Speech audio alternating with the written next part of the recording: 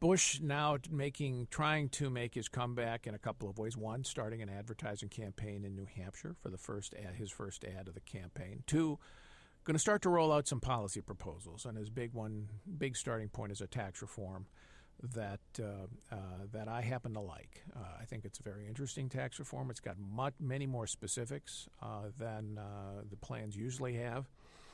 And I think it aims decidedly at kickstarting getting the economy back up to a growth plane of 3 to 4%, 4% being his aspirational target in the campaign.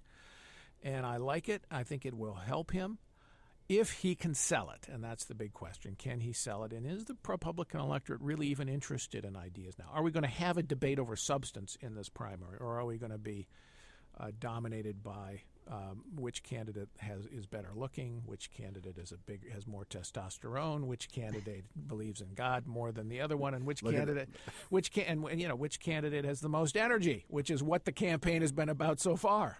Right. So I ask you guys, I mean, are we going to have a debate over ideas, or is this tax plan the sort of thing that only wonks like us care about? Jeb's going to be the testing point of this. I think that his decision to put out this plan, and such an aggressive one, and it is, and doing it after Labor Day when everyone's back from their holidays, and this is when the serious part of the race kicks in, and doing it along, as you said, with a new ad campaign up in New Hampshire.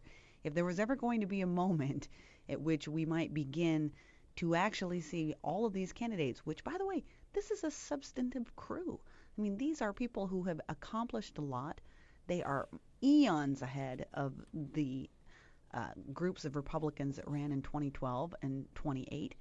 And so if there's a moment, this should probably be it, because what you're already beginning to see is that Jeb's decision to put its tax plan out. Now it's starting to draw some attention back to the fact that other candidates have put their tax out plans out too, and having a little debate on that. And as he goes far forward, he's going to be doing regulations. There's going to be something on health care. And so maybe this is the moment. Right. Well, and I think you rarely see campaign plans that have this level of detail, specifics, ambition, and sophistication. Jeb Bush is getting very good economic policy advice from Glenn Hubbard, from John Cogan, Kevin Warsh, who's the fourth, Marty Feldstein. Marty Feldstein. Yeah. So if a policy proposal has the chance to change a political race, I think this would be it. There's a intra-Republican debate going on about the in the backwash of 2012, when I think it's fair to say Mitt Romney lost the tax debate to President Obama. Do you continue with a pro-growth plan, or kind of lower your goals to a kind of Republican redistribution, child tax credits, that kind of thing? So if there's a chance for a policy debate, hopefully something like this, the Bush plan would change the race. But I guess we'll see. Well, but the question I have, going back to you're exactly right, Joe, about the 2012 comparison, and that's the people on the right who say, look, Mitt Romney lost that tax debate. We don't need another tax reform plan, even remotely like that. My question is, was Mitt Romney simply the wrong messenger for that tax plan? And he didn't really believe it. He came in it late, and he never defended himself on the Bain attacks. So he looked and sounded like a rich guy who had little concern for the average person. And this Bush plan is, if he can sell it as the plan that will raise wages, which I think it will, there's no question about it. Designed to raise wages, right?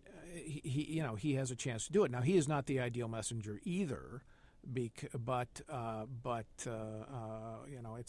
a better plan than Romney's, in my view.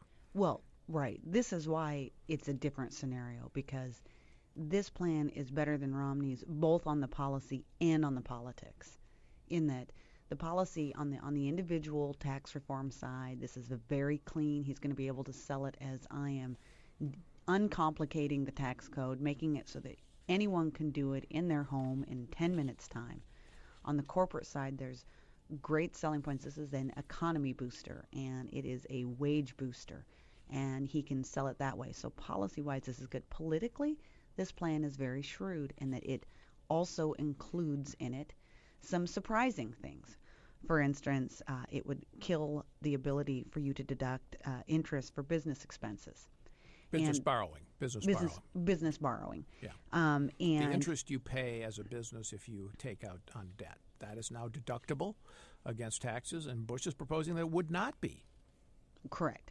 And he also goes after carried interest. And the point behind this politically is that it makes it harder for the left. It doesn't make it impossible. They'll try anything, but it makes it harder for the left to claim that this is a tax reform geared entirely at the wealthy, entirely for the rich. And he gives himself some protection in that way. Mm-hmm. And Romney never did that.